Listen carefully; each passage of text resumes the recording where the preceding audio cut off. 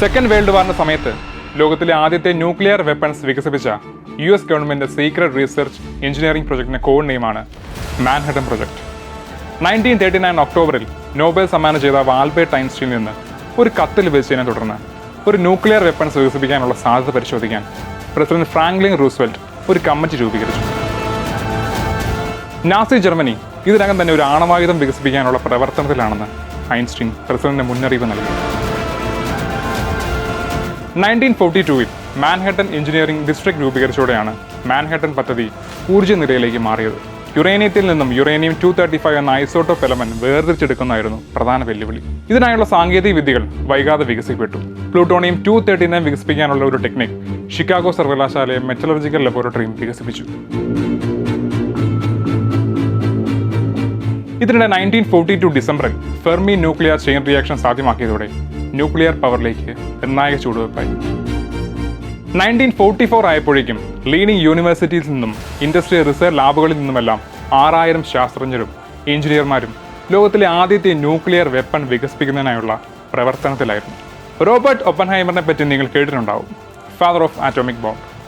Christopher നോളന്റെ Oppenheimer എന്ന movie അടുത്ത മാസം റിലീസാകുന്ന കാര്യം നിങ്ങൾ എല്ലാവരും അറിഞ്ഞു കാണും. ഒപ്പൻഹൈമർ അനൗൺസ് ചെയ്ത അന്ന് തന്നെ അതാരാണ് എന്താണ് എന്നൊക്കെ നിങ്ങൾ തിരിഞ്ഞിട്ടുണ്ടാവും. അതുകൊണ്ട് അദ്ദേഹത്തിന്റെ ബയോഗ്രഫിയിലേക്ക് ഞാൻ അധികം കടക്കുന്നില്ല. ഫിസിസ്റ്റായ റോബർട്ട് ഒപ്പൻഹൈമർ മാൻഹട്ടൻ പ്രൊജക്ടിന്റെ പ്രധാന റിസർച്ച് ആൻഡ് ഡെവലപ്മെന്റ് കേന്ദ്രമായ ലോസ് അലോമോസ് നാഷണൽ ലബോറട്ടറി ഹെഡായിരുന്നു. സുരക്ഷാ കാരണങ്ങളാൽ ന്യൂ മെക്സിക്കോയിലെ ലോസ് അലോമോസിനടുത്തുള്ള മരുഭൂമിയിലാണ് ഈ സൗകര്യം സ്ഥിതി ചെയ്യുന്നത്. 1945 ജൂലൈ 16 ന്യൂ മെക്സിക്കോയിലെ അലമോഗോർഡോയിലെ സൈനിക പരീക്ഷണ കേന്ദ്രത്തിൽ പുലർച്ചെ ഇരുട്ടിൽ ആദ്യത്തെ അണുബോംബ് സ്ഫോടനം അമേരിക്ക പരീക്ഷണാർത്ഥത്തിൽ നടത്തി.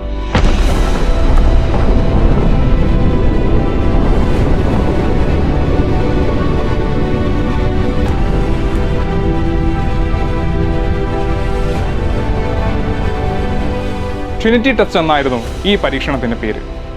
സ്ഫോടനത്തിന്റെ മിന്നലിന്റെ തീവ്രമായ തെളിച്ചത്തെ തുടർന്ന് മരുഭൂമിയിൽ നിന്ന് ഒരു വലിയ കൂൺമേഘം ഉയർന്നു.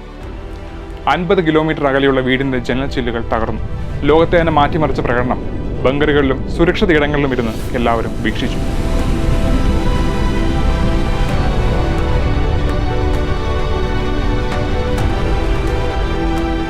ഒപ്പൻഹൈമറുടെ അണ്ടറിലുള്ള 2 ശാസ്ത്രജ്ഞർ 2 തരം ബോംബുകൾ ഡെവലപ്പ് ചെയ്തു.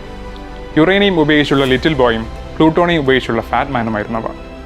ഇവ രണ്ടുമാണ് പിന്നീട് ജാപ്പനീസ് നഗരങ്ങളായ ഹിരോഷിമയിലും നാഗസാക്കിയിലുമായി വീണത്.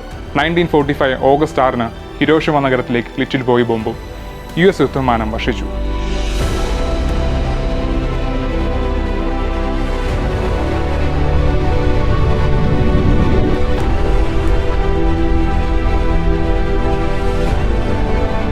മൂന്ന് ദിവസത്തിന് ശേഷം നാഗസാക്കിയിലും ബോംബ് വീണതോടെ ന്യൂക്ലിയർ അറ്റാക്ക് പൂർണ്ണമായി.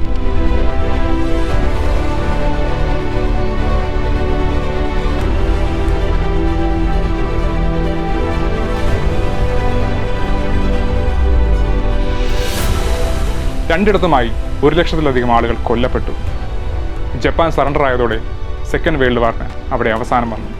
യുദ്ധത്തിന്റെ അവസാനത്തെ തുടർന്ന് മാൻഹട്ടൻ പ്രൊജക്ടിന് കീഴിൽ വികസിപ്പിച്ചെടുത്ത ടെക്നിക്സ് മറ്റ് മേഖലകളിൽ പ്രയോഗിക്കുന്നതിന് രൂപകൽപ്പന ചെയ്ത ഗവേഷണ ശ്രമങ്ങൾക്ക് മേൽനോട്ടം വഹിക്കാൻ United state atomic energy commission രൂപീകരിച്ചു.